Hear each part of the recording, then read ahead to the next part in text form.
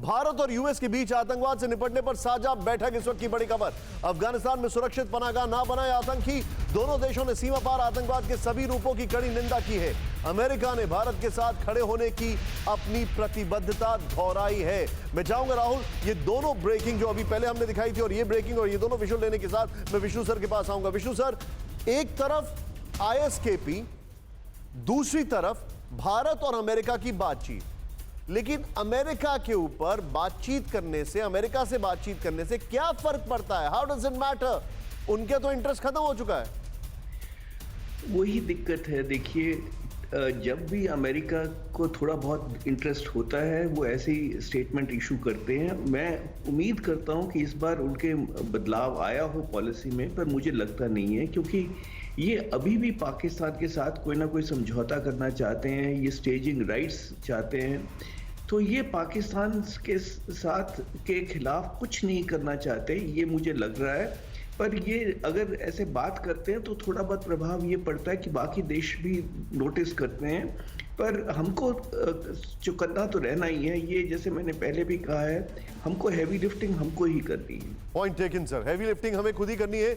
लेकिन एक और राजीव सर, एक खबर आ रही है, चीन से आई इंसानियत को झकझोर देने वाली खबर, बहुत शॉकिंग खबर है। मानव अंगों की तस्करी से हर साल चीन को 75 अरब रुपए की कमाई। मानव अंगों की कालाबाजारी में जुटा चीन। उइगर मुस्लिमों के लिवर और किडनी निकालकर बेच रहा है चीन।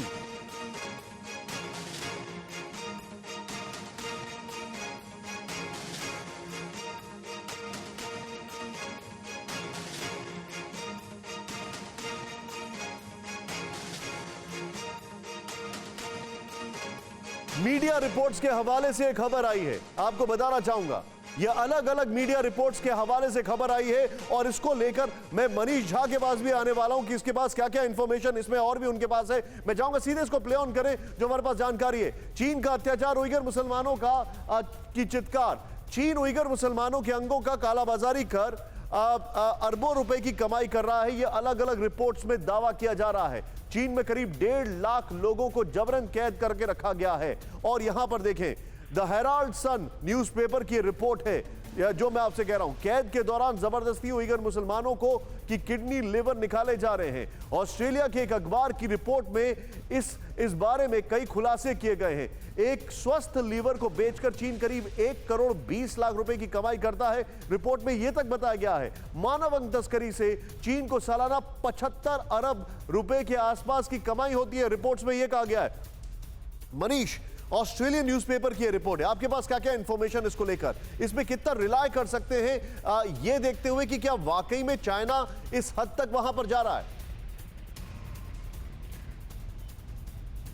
जी हाँ निशान, देखिए मैं आपको बताऊं कि जब पिछले महीने हम लोग अमेरिका में थे और वाइट हाउस के सामने मुझे बहुत सारे जो उइगर एक्टिविस्ट हैं उनसे मेरी मुलाकात हुई थी। उन लोगों ने मुझे कुछ लोगों से मिलाया और हम लोगों ने अपना इंटरव्यू में भी दिखाया था, जिसमें वो बता रहे थे कि उनके लोगों को किस तरह से चीन टॉर्चर करता है और उनके मानव अंग को निकाल लेता है। और ऐसे बहुत सारे लोग जान बचाकर जब वापस जो उनके कैंप से निकलकर वो दुनिया के दूसरे हिस्से में गए और फिर उन्होंने वो पूरी तस्वीरें बताई।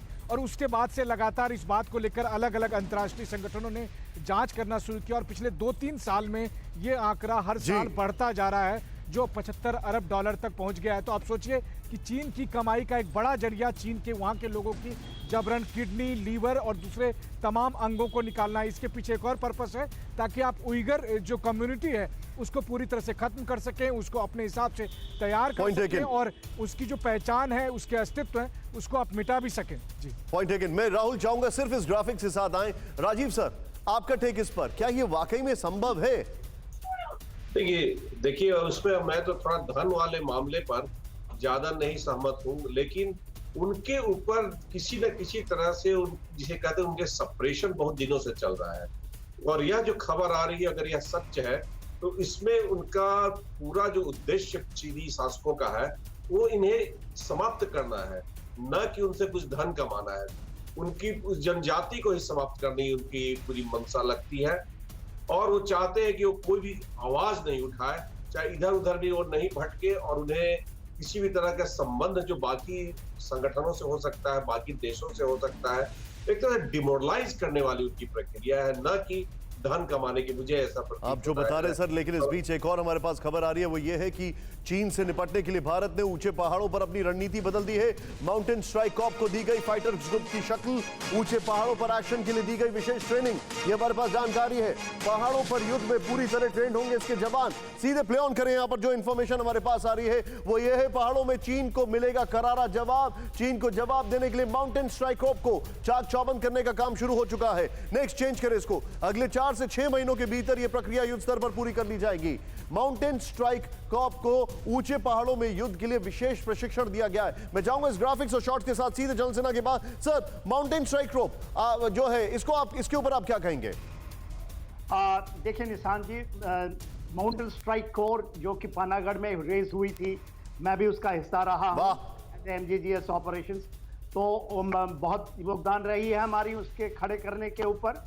और देखिए जो उसको इंटीग्रेटेड बैटल ग्रुप्स को की तरह तैयार किया गया है। इंटीग्रेटेड बैटल ग्रुप बहुत ही इंपॉर्टेंट चीज है, न्यू कॉन्सेप्ट है, और इस कॉन्सेप्ट के ऊपर में पूरी कार्रवाई वैलिडेशन हो चुकी है। आपको पता होगा ईस्टर्न थिएटर कमांड के अंदर में ईस्टर्न आर्मी कमांडर ने इसका वैलिडेट करके इसको absolutely validate and operationally fit पाया है। अब इसकी डिप्लॉयमेंट्स हो रही है। डिप्लॉयमेंट पूरे के पूरे आपके अरुणाचल में, सिक्किम में आज के दिन में होने वाली है, क्योंकि एक डिविजन के ही हमारी इंटीग्रेटेड बैटल जो ग्रुप्स हैं, और इसकी मार करने की क्षमता लासा तक है, और ये इतनी घातक है कि आने वाले समय में चाइना को पता लगेगा कि उसने क्या गलत कर दिया। अड़ी सोमवार से शुक्रवार शाम 6 बजे सिर्फ TV9 भारतवर्ष पर।